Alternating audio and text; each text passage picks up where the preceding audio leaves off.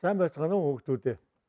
Өнөөдрийн хичээлээр бид дөрвөлжийн улиралд үзсэн хичээлээ үргэлжлүүлэн үзье. Бичлэгийн төрөл зүйлийн өгүүлэл гэдэг юм төрөл зүйлийг өнөөдөр үзэх гэж байна. Өгүүлэл гэдэг бол өөрөөр хэлбэл сэтгүүл зүйн бичлэгийн аналитик сэтгүүл зүй буюу шинжлэл сэтгүүл зүй гэдэг юм том төрөл рүү орж байгаа. Ийм хэлбэр юм бичлэгийн. Тэгэхээр энэ бичлэгийн хэлбэрт төрөлд бол хамгийн гол нь судалгаа, баримт их чухал. Баримтаа олохын тулд бол судалгаа их сайн хийх хэрэгтэй. Судалгаа баримтан дээрээ судалгаа хийж дүгнэлт гаргадаг ийм төрөл юм л да. Тэгэхээр ер нь бол шинжлэл сэтгүүл зүйн өгүүлэл бол сэтгүүл зүйн нэлээд гол төрлүүдийн нэг өгүүлэлгүй сонин, өгүүлэлгүй телевиз, өгүүлэл өдөрт өгүүлэл нэвтрүүлэхгүй юм радио гэж ер нь байхгүй. Тэгэх юм учраас гол нэг төрлийн юм бичлэгийн төрөл гэж үзэж болно өгүүллийг. За өгүүллийг зарим судлаачид сэтгүүлчийн үзэл бодол гэж тайлбарлах нь бай. Ер нь бол өгүүлэл уншигчдыг сайхан таашаал төрүүлэх, хоёрдугаар шийдлээ хүлээж байгаа асуудлыг гаргаж ирдэг. Гуравдугаарт нь асуудалд олон нийтийн нам хүчний анхаарлыг хандуулдаг. Дөрөвдүгээрт нь улс төрийн шийдэл гаргахад хүргэдэг. За тавдугаарт нь асуудлын гүнд нэвтрэн орох бололцоо олгодог гэж судлаачид үздэг. Уншигчдын байлдан дагуулах хэрэгтэй. Яагаад гэвэл шин баримт, шин судалгаан дээр үндэслэж дүгнэлт гаргадагаар онцлог. Тэгээ өгүүллийг бол бүтцийн хувьд удирдгал буюу эхлэл буюу удирдгал. Удирдгал энэ дараагаар бол баримт чинь орж ирнэ. Судалгаа баримт чинь орж ирнэ. Тэгээ төгсгөлд нь өгүүллийн төгсгөл буюу дүгнэлт, өөрөөр гарч шийдэл төгсгөлд нь байх ёстой. Тэгээ ийм байж ээж өгүүлэл бол тэгээ хөрөн бүтцэн бол ийм байх ёстой юм. Тэгээ өгүүллийн санаа их гол хүмүүст. Өөрөөр хэлбэл тэр улс төрийн шийдэл хүрэхэд хүргэдэг олон нийт нам хүчний анхаарлыг хандуулдаг гэдэг нь утгаараа бол асар их ач холбогдолтой. Улс ордын аж ахуй, нийгэм, улс төр, эдийн засагт энэ бол их том ач холбогдолтой юм жанр гэж үздэг. За бид жишээн дээр тайлбарлаж өгье. Жишээлбэл одоо ноолуурын тухай бичих хэрэгтэй боллоо гэж бодоход ноолуураа их сайн судлах хэрэгтэй. Монгол дэлхийн хэмжээгээр нэг 30-40 мянган тонн ноолуур бэлтгэдэг гэж ингэж үздэг. Тэрний одоо Монгол улс бол одоо нэг 40% нь бэлтгэдэг. Тэгэхээр 40%-ийг бэлтгэж байгаа улс бол тэр ноолуурын зах зээлд бол томоохон хувь нэмэр оруулах ёстой. Тэр 40%-ийг бэлтгэж байгаа ноолуураа бүгдийг дэлхийн брэнд болгох чадах юм бол одоо манай Монголд экспортлж байгаа гол нэрийн бүтээгдэхүүн бол ноолуурын бүтээгдэхүүн, говь, буян, гоёо гэх мэтийн томоохон компаниуд гадна жижигхэн хөрөнгө оруулалттай компаниуд бас байгаа. Тэгэхээр энд ноолуур бол Монгол ноолуур бол ямар байх ёстой вэ гэхээр 14-өөс 16 мм-ийн микрон голчтой ийм ноолуур хамгийн сайн ноолуур тооцдог бол Монгол ноолуур яг ингэ жишээлбэл баян дэлгэрийн улаан юм завхны дөрвөлжингийн цагаан юм гэх мэтээр. Тэр энэ ноолуурыг бол тэр одоо Монгол ноолуур одоо 25 сая яманаас гэж одоо Монголын энэ жилийн тоолгоор бол 70 сая малын одоо 27 сая орчмын ямаа байна гэж шүү дээ. Тэрнээс одоо ишиг мишиг ингэ оруулахгүйгээр 24-5 сая ямаа одоо ноолуурыг бүрэн ашиглаж байна. Тэгээ энийг аваад энийг 8,000 орчим тонн ноолуур бэлдэж байна гэж байгаа юм л. Тэр энийг бид нар яаж одоо дэлхийн брэнд болгож экспортлж одоо эдийн засагтаа нэмэр олох вэ гэж, өөрөөр шиг олох вэ гэдэг асуудлыг бид нэр голлож бичих ёстой. Тэгэхээр энэ дээр судалгаа хийх хэрэгтэй л дээ. Хаана ямар ноолуур байна? Жишээлх юм бол одоогоор бол Монголын одоо 4 гол ноолуурын гол юу байна шүү дээ? Цэг байна шүү дээ. Нэг түрүүн хэлсэн Баянлгэрийн улаан ямаа, Монгол ямаа,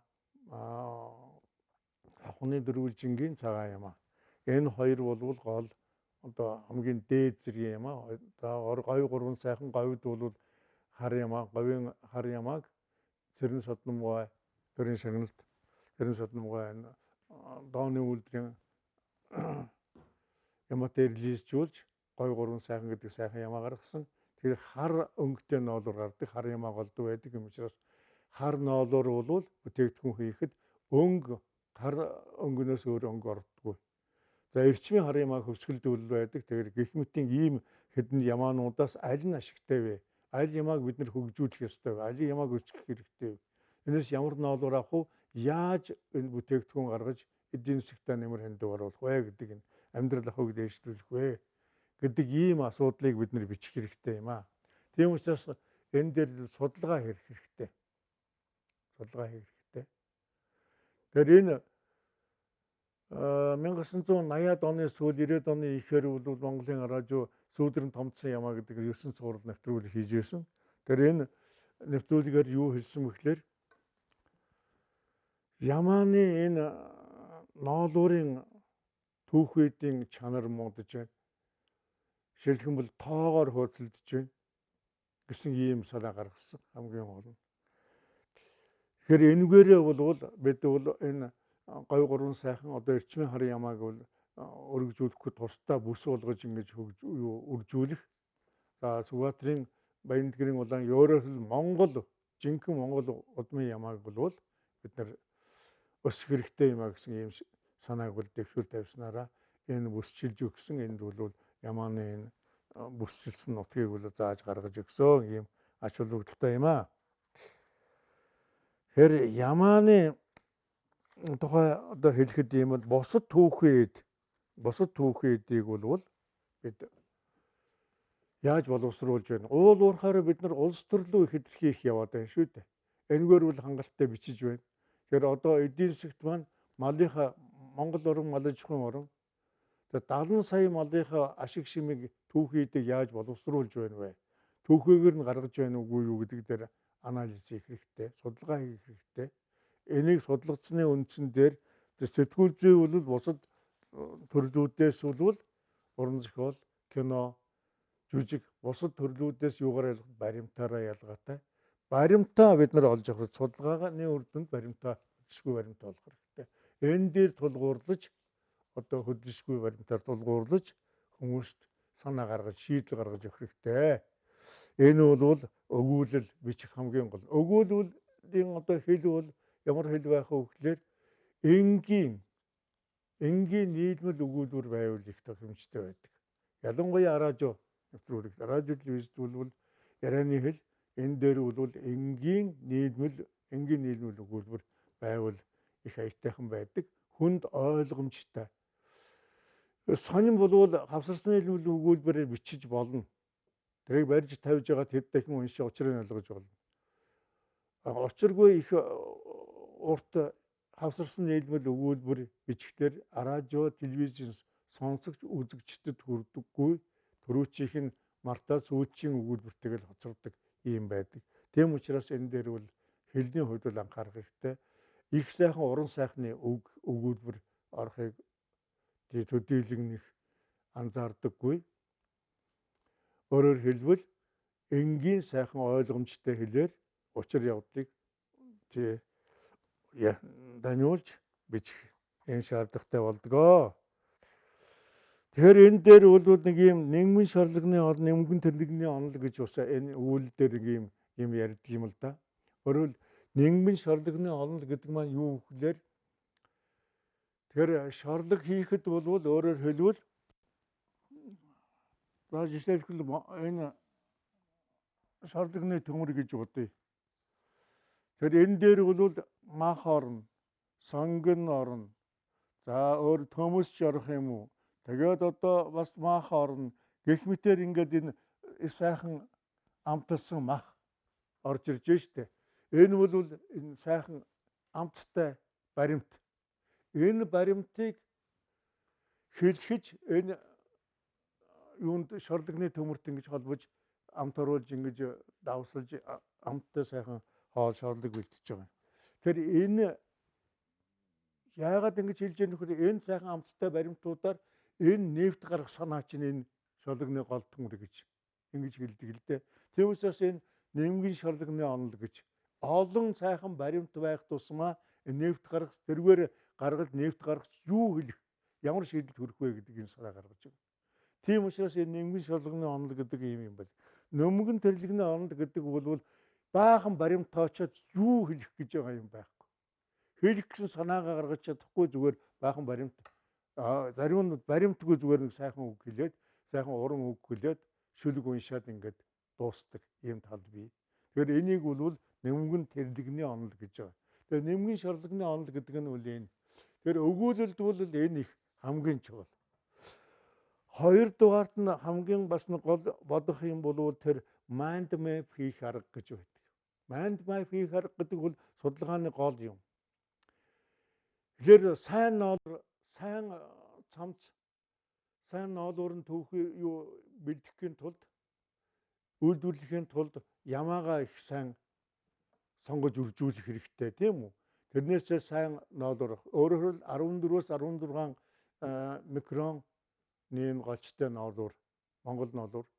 Тэгээ хятадын бол цагаан ямаанууд бол 5 том ноолуурын үйлдвэртэй шүү дээ. Тэгэхээр энэ ямаанууд бол голдуу цагаан ямаан. Цагаан ямааны юу нь бол микрон арай бага. Өөрөөр 13-аас 14, 15 гэж яах шиг хамгийн сайхан сайн ноолуурыг одоо энэ үйлдвэрийн одоо энэ технологид бол инженерүүд хэлэхдээ 14-өөс 16 гэж ярьдаг юм байна. Дэлхийн хамгийн сонгодог одоо ноолуурын голчуул юм байдаг юм байна. Тэгтэл энэ бол 14, 13-аас болчихол дээр хэврэг болдог. Монгол ноолуур бол нөгөө хүйтэн учраас урт байдаг. Энэ талаараа л онцгой. Тэгэхээр ямаагаа сайн үржүүлэх нэ. Хаана ямар ямааг үржүүлэх вэ? Ямар үйлдвэр яах вэ? Тэрнээсээ хичнээн хэмжээний ноолуур авах вэ? Тэгээ ямар технологиор ямар дизайнаар энэ бүгдийн судлах аргыг бол тэр mind map хийх арга гэж сэтгүүл зүйд үздэг. Тэр энэ аргыг бол голчлон хийж судалгаа хийсний үндсэн дээр гарч шийдлээ хэлж байгаа ёстой. Тэгэхээр энэ юун дээр бол сэтгүүл зүйн энэ өгүүллийн төрөлд бол ямар төрлүүд багтдаг вэ гэхээр асуудал дэвшүүлсэн өгүүлэл, тойм өгүүлэл тийм үү? Тоймлж бүх одоо ноолуурын Монгол орны ноолуурын үйлдвэрлэлийн талаар бол нийт нь яа. Хоёрдугаарт нь Монгол ямааны ноолуурын талаар тийм үү? Монгол ямаанга сайн өсөхгүй жинхэнэ голчилж өсөхгүй тухайд тэрийг голчид нэг тал бичгийг үйлдвэр ухсааг сайжруулъя. Энэ үндсэн дээр бүтээгдэхүүнийхээ чанарыг сайжруулъя гэсэн хоёрдугаарт нь дизайнын талаар ч юм мөнгө будгийн талаар ч юм гэх мэтээр асуудал дэвшүүлсэн гэж байж болно. Ийм өгүүллийн ийм нэг төрөл байж болно. За нөгөө тэгүр бол өгүүлэлт бол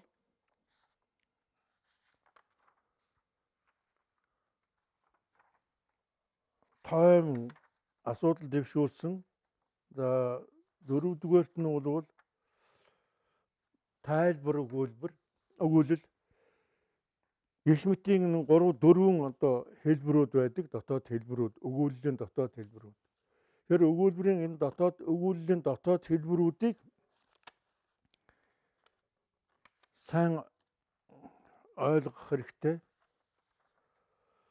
Эрен зурулжсэн өгүүлбэр, тайлбар өгүүлбэр, асуудал дэвшүүлсэн өгүүлбэр, редакцийн өгүүлбэр гэж ийм дөрвөн гол. Тэгээ түрүү чи миний ярьдаг бол асуудал дэвшүүлсэн өгүүлбэр, тайлбар өгүүлбэр гэдэг нь одоо хүний үзэл бодол гонцсон юм дээр явна. Сэтгүүлчийн үзэл бодол дээр. Тэгээд альва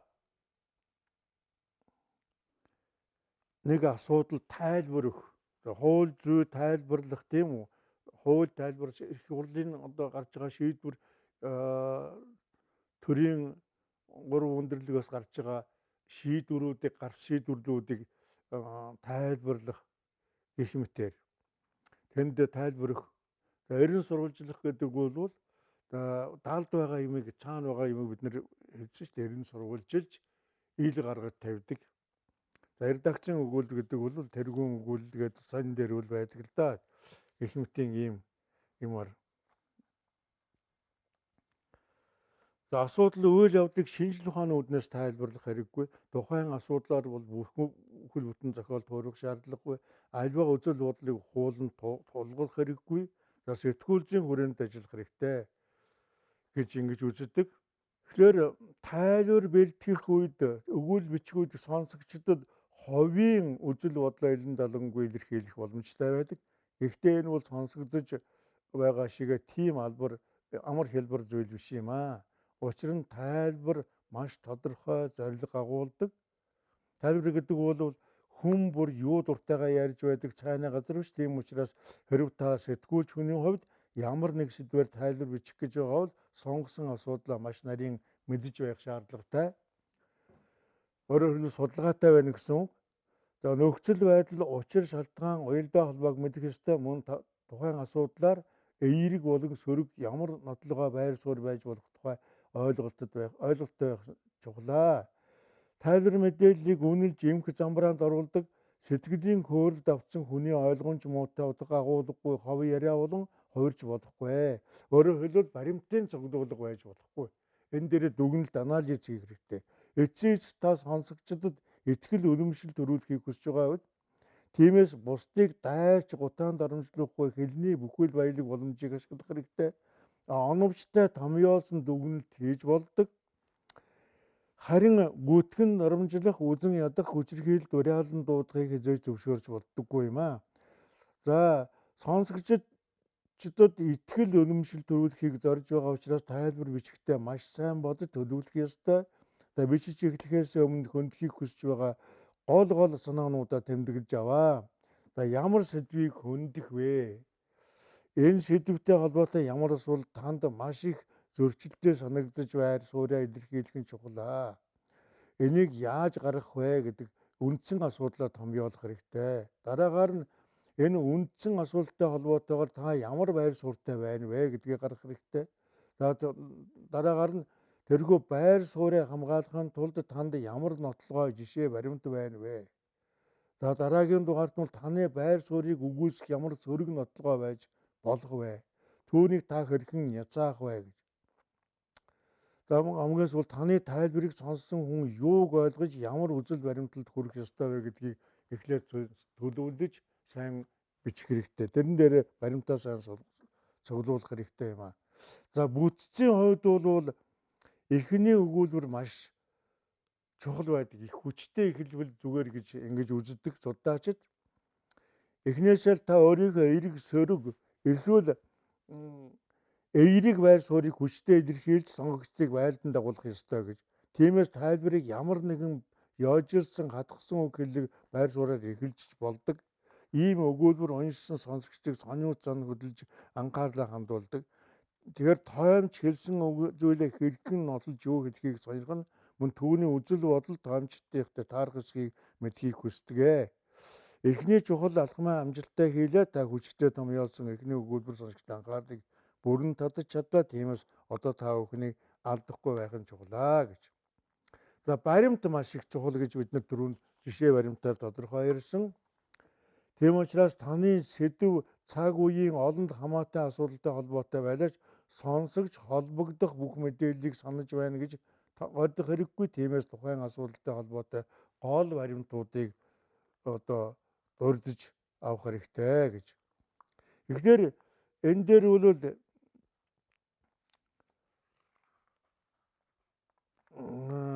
бүтц давуу тал юу вэ гэж. Давуу тал юу вэ? За гэдгийг эхлээд хэлье. Давуу сул талыг, өгүүллийн талыг хэлэх нь зүйтэй байх гэж бодож байна. Нэгдүгээрт нь давуу тал баримт нөхцөл байдал өөрчлөлтийн тухай мэдээллийг зэгсэлж үнэлгээ өгдөг байх хэрэгтэй. Нэгдүгээрт нь энэгээрээ давуу тал. Хоёрдугаарт нь сонсогчд үзэл бодол төлөвшүүлэхэд тусдсан болох ёстой. Гуравдугаарт нь тодорхой эзэнтэй сэтгэл хөдлөл хувийн үзэл бодлоор гаргаж чаддгаараа энэ өгүүллийн давуу тал нь гэж үздэг. За сул тал нь бол судалгааг маш сайн хийх хэрэгтэй. Тухайн сэдв асуудлын талаар өргөн хүрээний мэдлэгтэй болох шаардлагатай байдаг талаас цаг их шаарддаг ийм талтай. За дараагийн нэг анхаарах зүйл бол тоомч энэ өгүүл бичигч сэтгүүлч болгон хувь хүний хувьд хүчтэй, өөртөө итгэлтэй байж бусад итгэл үнэмшлийг төрүүлж чаддаггүй ийм талтай байдаг. За мөн тоомч эсрэг байр суурь бүхий хүмүүсийн дайралд өргөх нь магадлалтай. Яагаад гэвэл тэр өгүүлэлд олон тооны баримт их дурддаг учраас энэ ийм байдал харагддаг. Ийм учраас энийг анхаарах хэрэгтэй. За энэ дөр үндэслэл нотлогоо, ийм учраас үндэслэл нотлогоо маш их чухал.